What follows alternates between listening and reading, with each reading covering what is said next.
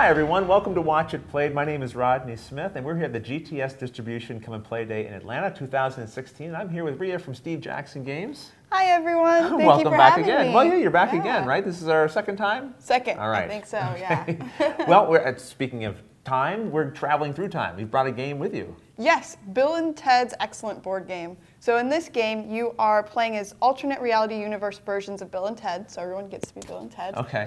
Playing in your time booth. And so you're trying to collect persons of historical significance for your oral history exam.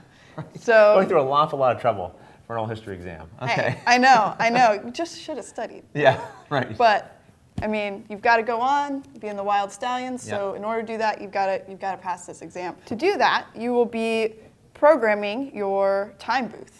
So you'll just lay down cards. So I'm going to show a couple of them from my hand just to kind of give a quick example. Okay, sure, we can put them down here maybe. This will be a little easier to see. So here's a couple of different examples. Yes, exactly. So you will move. So the first symbol will be move. So you'll rotate left, right, or 180. Yeah. Or no move at all. The second will be forward or backwards. So that is, you take your guy and you move him over. Right, and each of these have an arrow showing which way you're pointing, right? Exactly. So you just move relative to that, yes. Yes, of course. The other piece is you'll have this on the card, which will move the evil dudes. If the evil dudes get you, they will take, yeah, these guys. All right. If they get you, they will take your most recently acquired person of historical significance. The other element that might trip you up is that these, as soon as more people start getting in your time booth, they're going to be hitting buttons and doing all kinds of crazy things. They're going to alter how that time booth moves. So each person that goes in will, in the next turn, alter the movement of your right, because these little buttons here that we have set out were actually characters that we've collected. So we've kind of set things up as if we're a few turns into the game already, right? And so maybe I've already collected a few characters that are in my booth. And so they're going to sit here, and they're actually going to be the first things that execute on my timeline, right? Yes. And yeah, so simultaneously, I think you've already set yourself up. You've got a couple of cards in play. Yes. And at the same time, I'm waiting for you. Yeah, to I'm finish sorry, up I'm slowing you down here. I'm going to pick from my hand here a couple of things to program as well, knowing that these are going to resolve after these ones first go, right? Yes, exactly. Okay. And one thing to keep in mind is also turn order. Yeah. So that will happen based off the numbers that we have on our cards. Whoever has the lowest number will get to go first. Notice there's a 69 card there. I do. So the cards go 1 through 50, and then there's 69. If you go 69 dudes and you have the 69 card, you can actually choose to go first. But you have to have it as one of your 2 cards out. So I won't be able to do it this turn, but theoretically I might be able to pull that out Now later. I know it's coming. Now, well, yes. Okay, so we can go to the table right now and we'll sort of see what happens when we reveal our program cards. All right, so we'll reveal, and we're looking to see who's got the lowest numbers, right? Oh, and it looks like you definitely won. By a long shot. Okay, Maybe you peaked. I'm not sure. Well, I'm the purple color here, which is this booth here. And so I'll resolve going this direction. So this looks like, is that like a full 180 spin? That is a full 180 spin, yep. I mean, of course it is. I knew that. I planned that. And then I'm moving forward. And so I've landed on a space with one of the characters. Yes, so you'll put it? Yep, you go ahead and put him. He will go face down until the next turn. He's then not he'll going flip. to. Yep. Okay. He's not altering anything yet, which is good. Yep. And so then we have a turn. This is a turn to the right. Uh-oh. I'm now going forward, and I've entered with a villain. Is that a problem? Evil dude, yes. So he's going to take your most recently acquired person. And I just got Billy. I know. Shameful. But you're lucky that it was Billy, because if you hadn't gotten Billy, it would have been Napoleon.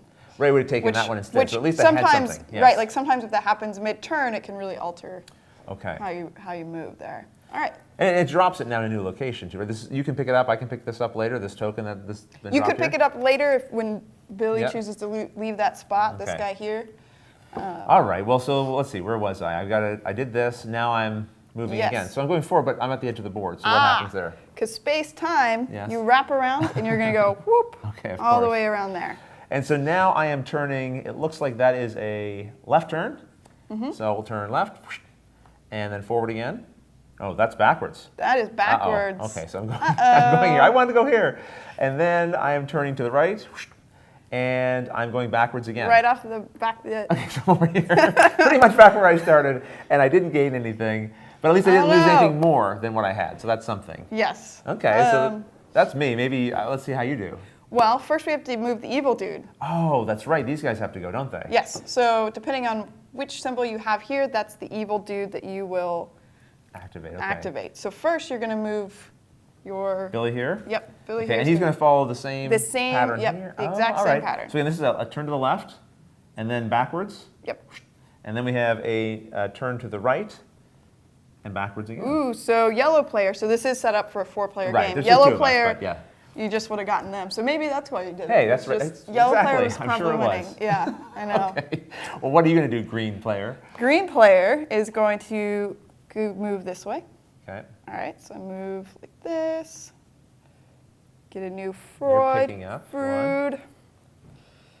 Let's move that. And then we go here and move like this. And one thing I actually didn't point out earlier, so all this art on these Yes. cards is done by Lynn Peralta, and it actually goes through the whole movie. So if you've seen the movie, Bill and Ted's Excellent Based on Adventure- like the initiative order, you mean? Yes. Like is it in order Yes. that way? Okay, It is in interesting. order that Yeah, way. neat. So it's kind of just a cool little thing there. I really just did that to distract you as I did this. Okay, clever.